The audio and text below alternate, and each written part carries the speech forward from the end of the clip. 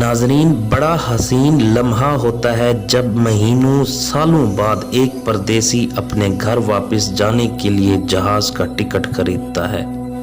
वो टिकट उसे कैद से चंद दिनों की रिहाई के हुक्म जैसा होता है। ये करूँगा, वो करूँगा, वहाँ जाऊँगा, यहाँ जाऊँगा, बचपन की वो गलियाँ देखूँगा, पुराने दोस्तों से मिलूँगा, अपने असातिज़ा से मिलूँगा। टिकट हाथ में आते ही उसकी हर रात सिर्फ इन्हीं सोचों में गुजर जाती है। सारे दुख तकलीफ़ें हंस कर बर्दाश्त करने लगता है, इस खुशी में कि अब बस थोड़े ही दिन हैं, मैं अपने वतन जा रहा हूँ। फलां की ये फरमाइश है, फलां के लिए ये ले लिया है, छोटे भाई ने मोबाइल कहा था, बहन ने लैपटॉप कहा था, अब्बा जान ने जैतून कहा था, बादाम कहे थे। सब के लिए खुशियाँ खरीद कर बैग भर लेता है।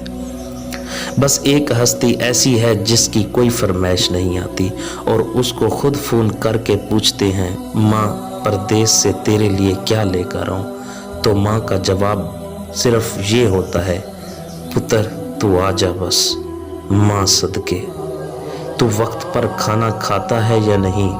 मैं तेरे लिए ये पकाऊंगी, तू पुत्र आ जा बस, मुझे कुछ नहीं चाहिए। बस ये वो अल्फाज हैं जो परदेसी के कितने ही दुख और तकलीफ़ों को ख़त्म कर देते हैं। वो ये सुनता है कि उसकी माँ उसका राह देख रही है। परदेस लोग खुशी से नहीं बल्कि दिल के हाथों और हालात से मजबूर होकर जाते हैं। जब माँ, बीवी, बच्चे, बाप, बहन, भाई याद करके रोते हैं तो उनके आंसुओं परदेसियों के दिल पर पत्थर बन के लगते हैं। गर्म मुल्कों की जला देने वाली गर्मी हो या यूरोप ममालिक की बर्फीली ठंड, दिरहम, दिनार, रियाल, डॉलर्स और पाउंड्स कमाने के लिए सुबह से लेकर रात तक कितनी सख्तियां बर्दाश्त करना पड़ती हैं। लंबी लंबी शिफ्ट्स लगानी पड़ती हैं, मजदूरी करना पड़ती है, ओवर टाइम लगाते हैं, सहराओं में खड़े होकर, बर्फ़ों में खड़े होकर, चाहे सेहत नासाज हो, चाहे मौसम ख़राब हो, खाना खाया हो या नहीं, नींद पूरी हुई हो या नहीं, उनको तो बस एक फ़िक्र होती है कि इस बार घर कुछ हज़ार ज़्यादा चले जाएं, घर के मामलात और ज़्यादा खुश असलूबी से तय पाए जाएं, बहन के जहेज़ में कोई कमी ना रह जाए, बच्चे अच्छे स्कूलों में पढ़ जाएं, माँ बाप के इलाज के लिए पैसे ना कम पड़ जाएं।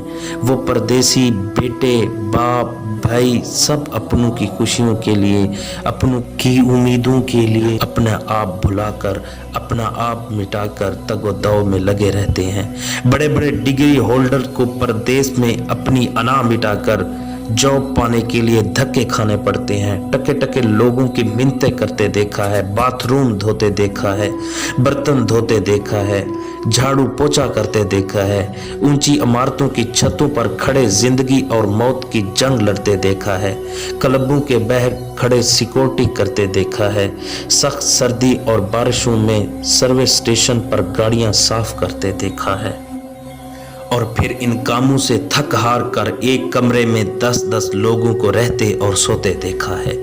क्या पीछे बैठे हुए लोगों को इन प्रदेश वालों की सख्ती और परेशानी का एहसास होता है? नहीं, क्योंकि ये परदेसी कभी एहसास दिलाते ही नहीं। वो सच नहीं बताते और ना ही एहसास दिलाते हैं कि उदास हैं, परेशान हैं। फिक्रें ऐसी हैं कि हर वक्त खाए जाती हैं। परदेश में जाकर कहाँ अपने वतन जैसी मौज मिलती है। वहाँ पर अजनबी लोग होते हैं, पराए लोग होते हैं। वहाँ तो कोई तसल्ली देने वाला ही नहीं होता।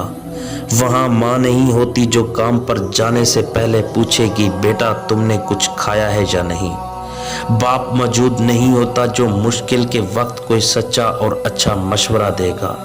भाई नहीं होते जो हमदर्द होंगे, बीवी नहीं होती जो दुख सुख के साथी हो, बच्चे नहीं होते जिनकी एक मुस्कुराहट देखकर गम का बोझ कम हो जाए।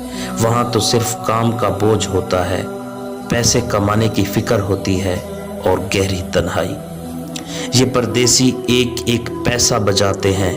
उनका भी मन करता है कि कुछ अच्छा खा लें, कुछ अच्छा पहन ले, लेकिन घर का ख्याल आते ही उनकी जेब इजाज़त ही नहीं देती।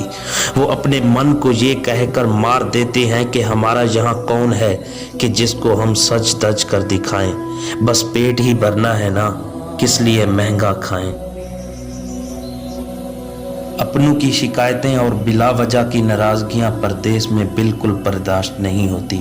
इसलिए अगर आप सब अपने परदेश में गए बाप बेटे बहन भाई की जान की सलामती चाहते हैं तो उनको बिला वजह की फरमाइशों से परेशान न करें।